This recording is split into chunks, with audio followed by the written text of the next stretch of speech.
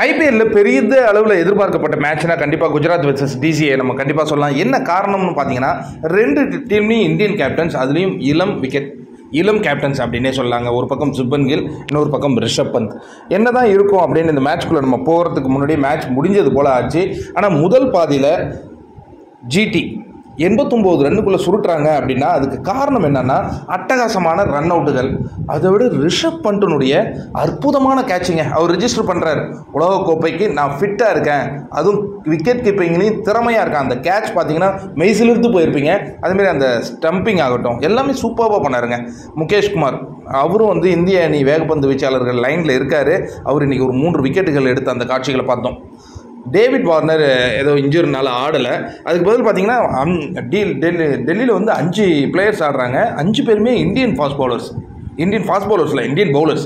அதுலேயும் முகேஷ்குமார் இந்தியாவுக்காக ஆடிட்டு தான் இருக்கார். இஷாந்த் சர்மா ரிட்டையர் ஆகிட்டார்.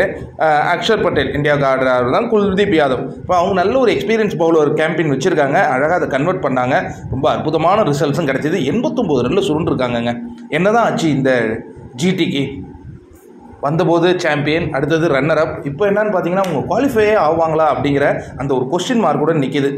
ஹார்திக் பாண்டியா இங்கே இருக்கும்போது ராஜாவாக இருந்தார், அங்கே போய் வில்லனாக இருக்கிறாரு மும்பை இந்தியன்ஸும் தேரலை, குஜராத் டைட்டன்ஸும் தேரலை.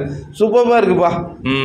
ஆனால் இங்கே ரிஷப் பண்ட் இந்த டிசி பார்த்தீங்கன்னா 3வது வெற்றியை பதிவு பண்ணியிருக்காங்கங்க.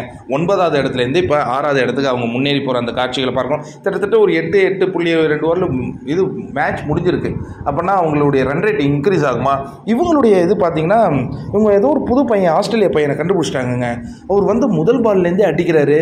போன மேட்ச் ஒரு 50, இந்த பாலில் 10 பாலில் 20 ரன் அடிச்சுட்டு போனார். ஷாய் ஹோப் அவருக்கு வந்து ஒரு வாய்ப்பு கிடைச்சிது. அவரும் அதை நல்லபடியாக பயன்படுத்திக்கிட்டார். என்னென்னா, எல்லாருமே பெரிய அளவில் ரன்ஸ் கன்வெர்ட் பண்ணல, டக்குன்னு அடிச்சுட்டு அவுட் ஆகிட்டாங்க. சந்தீப் வாரியர் நிறைய ரன்னு கொடுத்து 2 விக்கெட் எடுத்தார். பட் ஒரு இம்ப்ரெசிவாக தெரிகிறாருங்க சந்தீப் வாரியரை பொறுத்த வரைக்கும். எனவே இந்த மேட்ச்சில் வேறு என்ன சொல்கிறது, பெரிய அளவில் எதிர்பார்த்தோம், டிசி ஜெயிக்கணும்னு நினச்சோம். ஆனால் இவ்வளோ ஈஸியாக ஜெயிப்பாங்கன்னு நினைக்கலையே.